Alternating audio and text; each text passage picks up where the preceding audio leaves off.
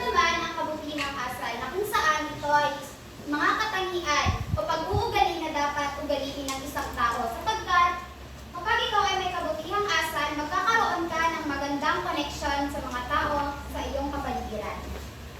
At doon nagtatapos ang mga layunin ng edukasyong pangsekundarya. Ngayon naman ay pupunta tayo sa paksa 2 na itatalakay ni Binibining Maraya.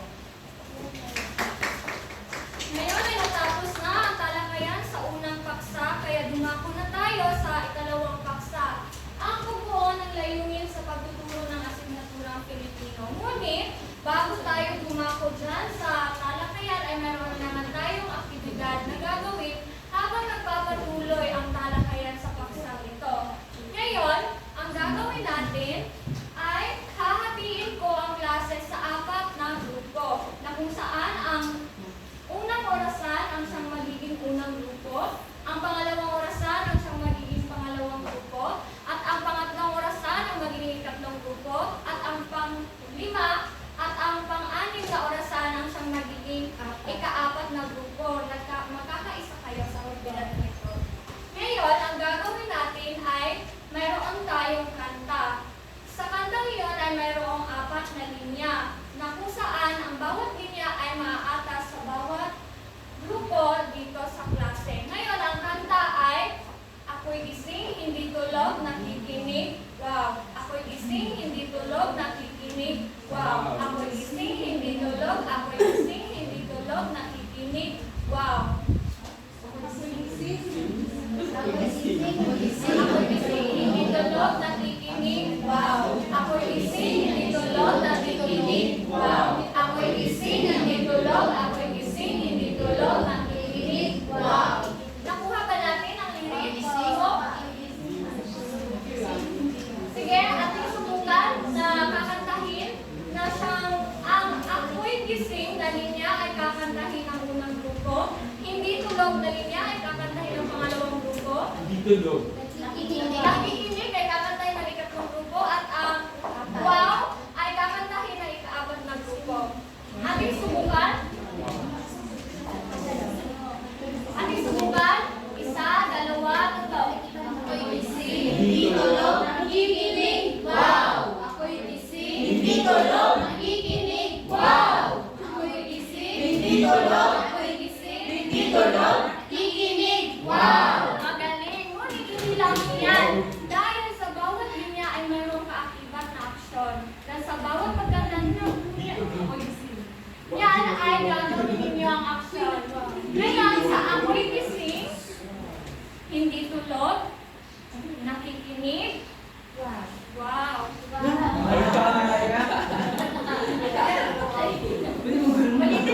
Ulitin ko.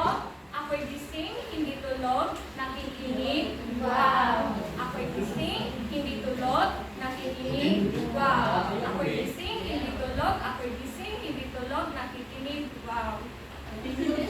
Opo. Yes. Ngayon, ating subukan kung nakuha ba talaga ng klase. Maganda? Yes. Nakaupo mo na kayo? Nakaupo na kayo? Sumad. Kapag kakantahin nyo, sakat-saka na kayo. Ngayon, ay gagawin ninyo yan habang nagpapatuloy ang aming talakayan at ang mulyat na siyang aming ibibigay ay natutulog ba kayo? At sa tuwing aming itatanong iyan ay gagawin ninyo ang aktibidad na yan. Sige, sa pagpapatuloy ng ating talakayan, natutulog ba kayo? Ako'y gising, hindi tulog. Nakikinig!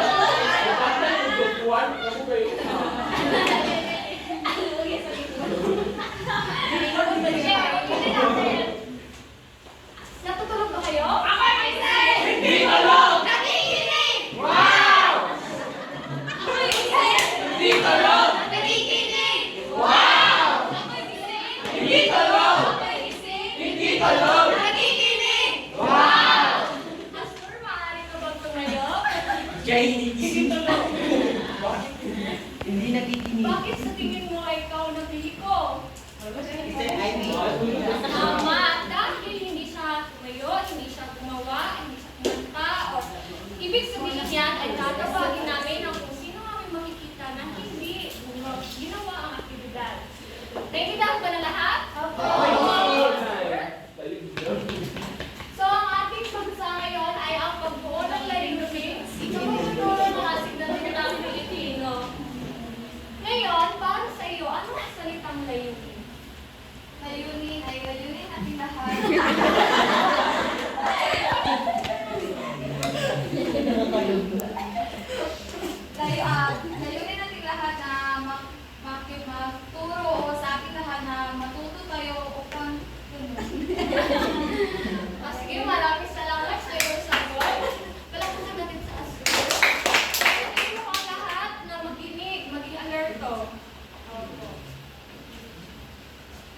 Sa pagsisimula, ang layunin ay ang mga bagay na hinahangad na makamit sa pagtuturo ng asignaturang Filipino. Ito ang nagbibigay ng desisyon o gabay sa mga hakbang na ating gagawin sa pagtuturo upang makamit ang itinakdang layon. Ang pagtatakda dito ay makakatulong upang maging epektibo at matagumpay ang pagtuturo sa asignaturang ito. Mula sa nabasa, malalaman natin, maiintindihan natin na ang salitang layunin ay ang pagkakaroon ng pangunahing layon sa kahit anong gawain, proyekto, plano o maging sa programang pang-edukasyon. Ito ang nagbibigay sa inyo bilang mga guro sa hinaharap na magkaroon ng gabay sa pagpaplano at pagpapatupad ng mga gawain sa inyong klase para sa inyong mga mag-aaral. Ang pagbuo ng layunin sa pagtuturo ng asignaturang Filipino ay mahalaga. Natutulog ba kayo? Ako'y gising! Hindi alam! Nakikinig! Wow! Ako'y gising! Hindi alam! Nakikinig! Wow! Ako'y gising! Hindi alam! Ako'y gising! Hindi alam! Nakikinig! Wow! Almer, maaari.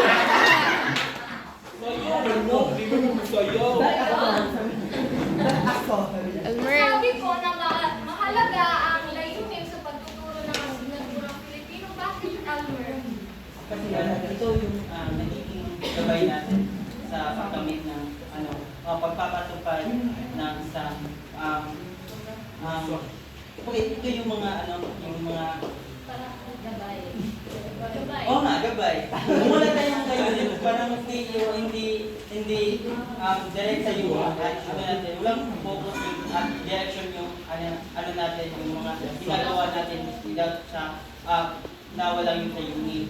Kung kaya ang layunin ay yung gabay para sa ating Maraming salamat at tumpak na sagot mo, Elmer. Tama siya. Ang pagkakaroon ng layunin sa pagtuturo ng asignaturang Pilipino ang nagbibigay sa atin ng gabay bilang mga guro sa kung ano ang estratehiya na ating ilalapat sa ating pagtuturo, kung ano ang ating ituturo at kung paano natin ito ituturo sa isang aralin. Ngayon, ang pagkakaroon ng layunin sa pagtuturo ay magbibigay sa atin ng sagutan sa tanong na para saan ba ang aralin na ito? Paano po ba ito ituturo? Sumasang-ayon ba lahat? Opo. Magaling. Ngayon ay alam na natin na ang layunin sa pagtuturo ng asignatura Filipino. Kaya dumako na tayo sa dapat tandaan sa paglalahad ng mga layunin na siyang itatalakay nito. Maraming salamat. Nagigiling, Marayan. Tutulog ba kayo? Ako'y gising! Hindi alam! Nakikinig! Ako'y gising! Hindi alam! Nakikinig! Ako'y gising! Hindi alam! Ako'y gising! Hindi alam! Nakikinig! Wow! Okay, magaling. No? Magaling. No? Ngayon naman, aking itatalakay ang mga dapat tandaan sa paglalakad ng mga layunin. Una, no? Sa unang bahagi, binibigyang tingin, binibigyang tuon ang kilos o gawin ng mga mag-aaral pagkatapos ng isang gawain. Dito nakatuon ang ano ang dapat matutuhan ng mga mag-aaral pagkatapos ng isang araw na dapat nilang maisabuhay, no? Pangalawa ay ang paano na ilalahad sa paraang makikita, no?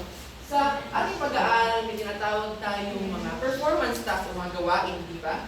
Na tulad na lamang ng mga sabayang pagbigkas, ng mga kanta, mga pagsayaw, TED Talk, no? Kung saan ito ay nachinika na ating pinapakita sa ating guro o sa ating mga aral. Pangatlo ay ang dapat din isaalang-alang kung ano ang kalagayan, no? Sa paglalahad ng layunin, no? Na ay dapat nating alamin ang mga salik na nakaka-apekto sa paggawa ng mga layunin tulad na lamang ng kalikasan, no? Mga kakulangan sa materyales, tulad na lamang pag may lindol, no? Kinakailangan maging handa sa mga isang guro upang ito ay nakaka-apekto na lindol sa nakakapigil siya ng aralin, no? Kakulangan naman sa materyales, kulang ang mga papel, mga lapis, mga ballpen, kinakailangan maging handa upang maging tama ang layunin sa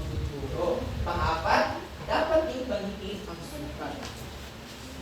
Sa pag-aaral o sa pag-aaral, may tinatawag tayong criteria o guidelines kung saan dito nakatuon, ito yung nagiging pamantayan, no? Sa ating pag-perform o ating paggawa ng gawain. No? Ito'y binamarkahan ng ating guro. Maaaring ito'y may markang 5, 4, 3, o di kaya'y 2. Yun lang at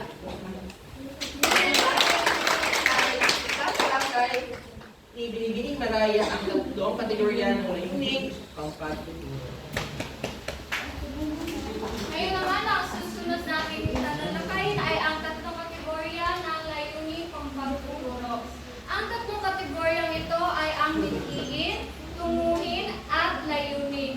Alam ko na isa sa inyo rito ay maaaring iniisip na ang tatlong salitang nabanggit ay magkakasinahulugan lang lamang. Ngunit, sa talakayang ito ay ating malalaman na mayroon pala talaga silang pagkakaiba.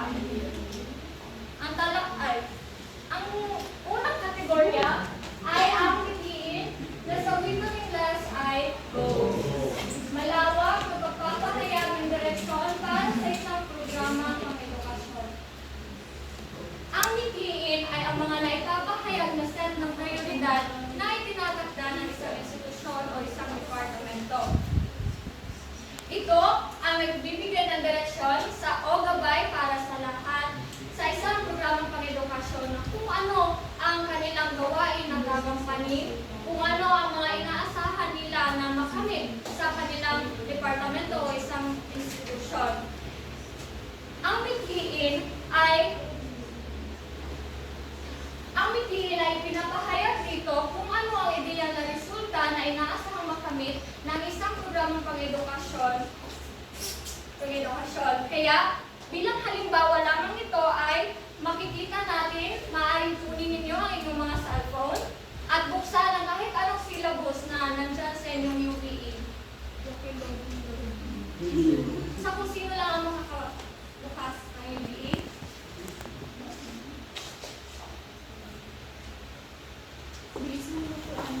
Sa kahit anong kurso lamang.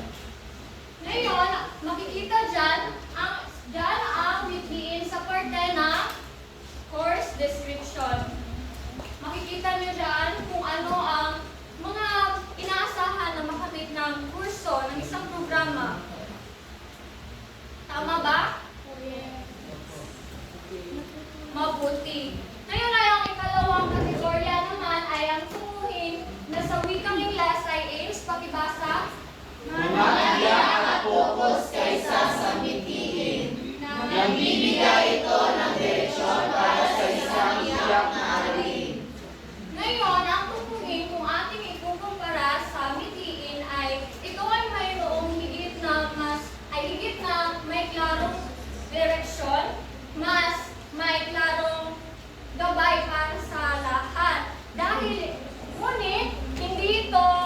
Ngunit kumakatawan pa rin ito ang tunguhin mo sa pagpapasukan ng mithiin. Ang tunguhin ang nagbibigay ng ugnayan sa lahat ng aralin, ngunit hindi ito nagbibigay sa iyo ng impormasyon kung ano ang estratehiyang iyong ilalapat sa pagtuturo dahil nakapapaloob lamang dito kung ano ang inaasahang makamit sa pagtalakay ng lahat ng aralin sa isang programang pang-edukasyon. Ngayon naman, kung babalik tayo sa ating syllabus, ang tunguhin ay makikita natin sa course outcome. Tama ba? Mabuti. Ngayon naman, ang ikatlong kategorya ay ang layunin na sa wikang Ingles ay objectives. Pakibasa. Ito ay nagpapahayag sa tiyak ng mga pagkatuto o gawain na inaasahan na ipapakita ng mga mag-aaral at katatapos ng isang pagtuturo. Ngayon, ang layunin ay ang magbibigay sa iyo ng pundasyon sa iyong pagtuturo. Dahil dito mo malalaman kung ano ang mga estratehiya, kung ano ang mga aralin na iyong ituturo at kung paano mo ito ituturo sa iyong mga mag-aaral. Ang pagkilala ng layunin ay mahalaga para sa iyo dahil sa nasabi ng kanina ay ito ang magiging basihan sa iyo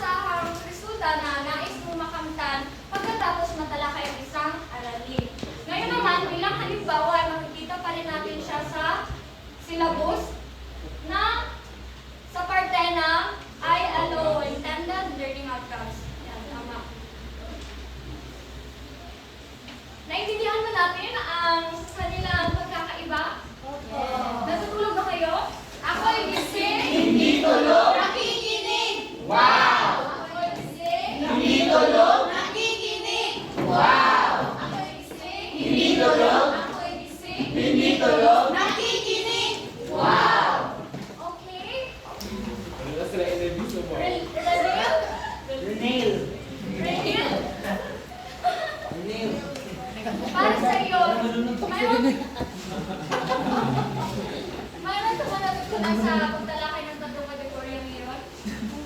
Para sa akin, mahalaga ang tatlong kategorya na yun. Dahil ito ay nakakatulong para sa ating pagkatuto at may makita ang mga mag-aaral ang pagtuturo.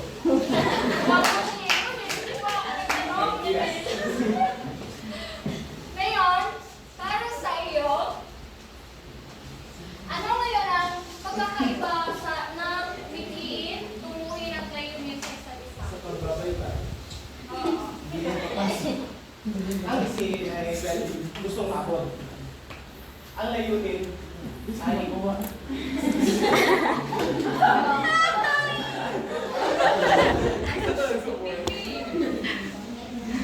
Hindi magpapahayag sila tiyak. makatuto or Gabay.